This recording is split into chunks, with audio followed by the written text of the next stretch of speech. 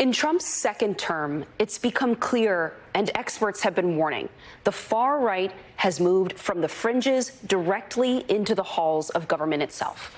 The New York Times dropped this explosive new report calling out by name members of the Trump administration who expressed opinions that would probably get most people fired, like Darren Beattie, who previously wrote on social media, quote, "Competent white men must be in charge. Unfortunately, our national ideology is predicated on coddling the feelings of women and minorities and demoralizing competent white men."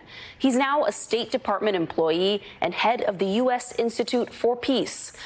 And Paul Ingracia, who has posted on social media, quote, "Exceptional white men are not only the builders of Western civilization, but are the ones most capable of appreciating the fruits of our heritage."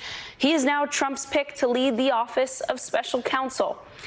And Kingsley Wilson, who said, quote, "The great replacement theory isn't a right-wing conspiracy theory. It's reality." She's now the Pentagon press secretary.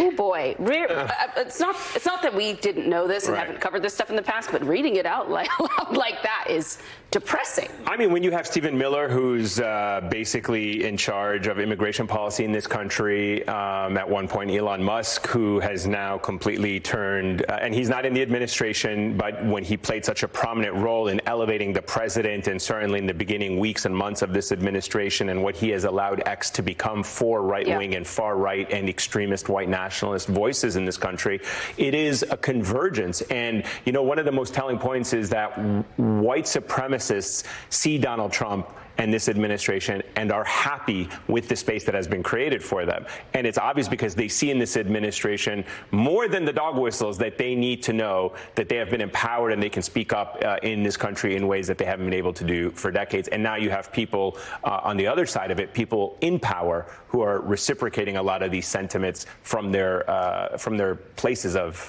influence. Well, let's go back to the Darren Beattie character who previously was too extreme because he's a white nationalist in the first term of the Trump administration, and apparently is allowed a comeback tour of sorts where apparently he's even considered a joke among politicals at the State Department. Those are the people who should be his allies. And that guy was made acting Undersecretary of Public Diplomacy, a position held by our colleague Rick Stengel, the former editor of Time magazine, and Karen Hughes, the top advisor to President Bush. This is a super heavyweight position.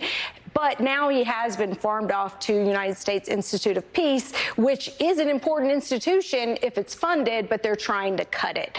And you just look at all these different entities within the government that have been so empowered that they don't even care about public condemnation.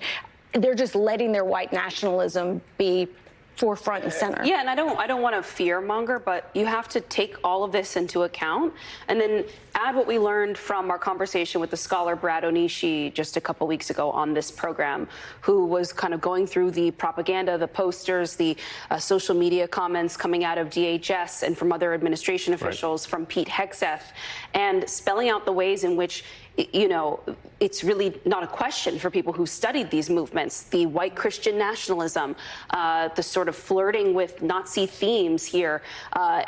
When you see the people that they are associating themselves with, but then also the images and the comments they've made. I mean, there was a post on the DHS account weeks ago that had suspiciously 14 words and 2 H's that were uppercase. For anyone who's not familiar, 14 words, HH, these are sort of signals that people who are neo-Nazis send each other online. Now, we don't know, that we haven't received, at least here, a response about what that was about or who wrote that post. But there's all these clues here, and they're pointing in a really scary direction. There's no vetting anymore. There's no basic vetting of even top-level administration officials. The way or is that there vetting, but they're interested in letting certain people through the door who have views that... Well, it goes back to the point in the conversation that we were having yesterday about the Smithsonian and why they want to rewrite history. And it's an attempt to rewrite history to empower a certain ideology.